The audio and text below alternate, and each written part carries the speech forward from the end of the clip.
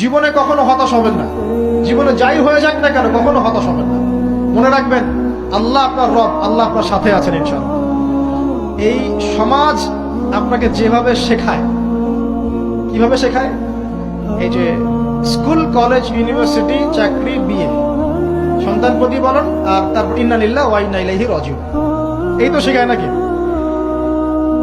সবসময় মনে রাখবেন যে আল্লাহ রাব্বুল আলামিনের পরিকল্পনাই আপনার উপরে সবচেয়ে বেশি অগ্রাধিকার যোগ্য, সমাজের পরিকল্পনা নয়।